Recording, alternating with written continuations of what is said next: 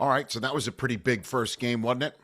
Going right down to a one-score situation in Detroit between two teams separated by a half game, both teams needing it because neither of them are in first place because the 8-3 Bears are surprising, and the Packers go in, throw the first punch, and then throw the last one against a Lions team that now has their backs against the wall, but put a pin in that for a second. How about Jordan Love coming up with a 4-touchdown performance, making sure that this team does come up with their first sweep of the Lions since 2020. It's Love's best game since that win in Pittsburgh after a few clunkers. Coming up with 0 touchdown games more often than not over the last month, but not today. Josh Jacobs doing just enough on that run game, over 80 yards rushing against this Lions team that did get a few people back on defense. Davenport being one, Terry and Arnold being another one.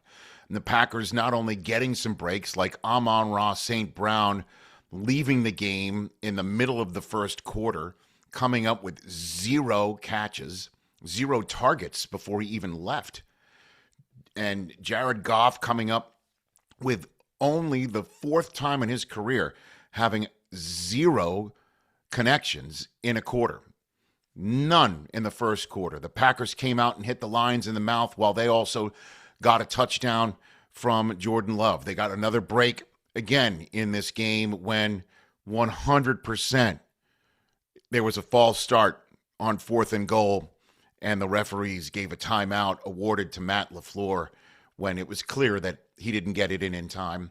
And then, of course, they created their own breaks, like that last monster conversion. I can't believe that the Packers went for it on 4th down instead of punting the ball back. No timeouts left for the Lions, making them go the length of the field. Matt Lafleur said, screw it.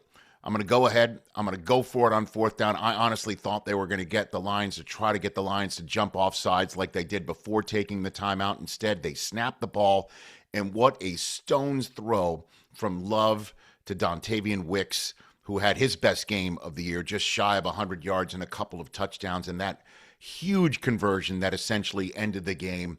And that's why I thought it's been nuts over the last few weeks when the Packers lost at home to the Panthers and the Packers lost at home to the Philadelphia Eagles, that there were some in Green Bay wanting LaFleur to give up the play calling, wanting LaFleur to maybe even be on a hot seat. And instead, what ended up happening is the Packers won for the 31st time in Week 12 or later since 2019, since Matt LaFleur has been the head coach of this team. They win in big-time spots. They win in big-time spots when you have to get it, like, say, Thanksgiving Day in Detroit, as I said, to sweep the Lions for the first time since 2020. And now what the Packers do is they take a happy trip home to Green Bay, watch the rest of their Thanksgiving games, enjoy the rest of their Thanksgiving weekend, and hoping that the Philadelphia Eagles bounce back from that crushing loss in Dallas last week and beat the Chicago Bears. If that happens,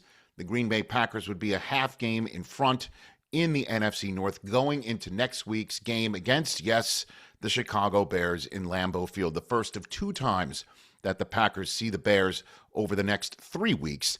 They are home against the Bears in Week 14. They visit Soldier Field in Week 16 and have a game in Week 15 against the Denver Broncos. A massive 3-game stretch for the Green Bay Packers. But what they needed to do first is get that win in Detroit. And one more time, we've got to give it up for what they did. Making the plays, going deep to Christian Watson at one point. Also, on defense, Micah Parsons, holy crap. In that first game against Detroit, if you recall, he was on a snap count. He was dealing with a lower back issue. He was just gotten to Green Bay and just beginning to get comfortable. He might have not even been out of moving boxes at that point in time. But right now he has settled in, and another 2.5 sack performance for number one, who is making his case to be a finalist in the Defensive Player of the Year category, hoping that somehow, some way, someone can block Myles Garrett when the Cleveland Browns are on the field defensively. But give it up to Green Bay. They got it done. They're 8-3-1. As for the Detroit Lions, let's hope that Amon-Ra St. Brown can come back in time. Normally, when you play on Thanksgiving, you get a mini-bye. But next week, their game is on a Thursday night. Only 1 week's worth of rest on a Thursday night game. They are taking on Dallas next. We'll see, obviously, what's going to happen between the Cowboys and the Chiefs later on today. But the Lions lose at home. They clearly need Frank Ragnow back right now. They clearly need help protecting Goff. They clearly tried to keep running Jahmyr Gibbs up the middle on this stout Packers defense. That didn't work. A couple of things that they also did that did not work. Going for it on fourth down. I don't understand why sometimes this coach, Dan Campbell, who is as great as they come, this guy is as good as it gets, as I said. I just don't understand sometimes how his aggressivity can't be dialed back from Spinal Tap 11 to about 10 or 9, and you kick a field goal. As it turned out, they still needed a touchdown to win this game at the end of the day, even if they did kick a field goal at that point in time in the fourth quarter. But it does stunt momentum. It does give you a little bit less of amount of hope against a Packers team that was feeling it on a day like today. Defensively, can they get even healthier? At some point, Kirby Joseph, one would think, is going to come back. The problem for them is, again, that they have now lost the season series to the Green Bay Packers, who do have a tie.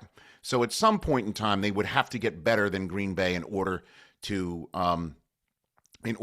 try and win this division that does appear now to be up for grabs between Green Bay and Chicago. There's still a lot of football to be played, but the Detroit Lions have a game against the Cowboys next, and then after that, they have got to come out here to Los Angeles to take on the Rams, and that is not going to be an easy task. They do have a game against the Bears to finish up the season in Soldier Field. They do take on the Vikings as well, which at this point in time does appear to be a winnable game. As you can hear, my dogs are barking. They are also barking in Detroit right now, hoping against hope that over the final 5 weeks of this season, they can gain something of the first 5 weeks of this season when they were winning 4 games in a row after their season opening loss to Green Bay. But today was a brutal loss for them at home, a massive win for the Green Bay Packers.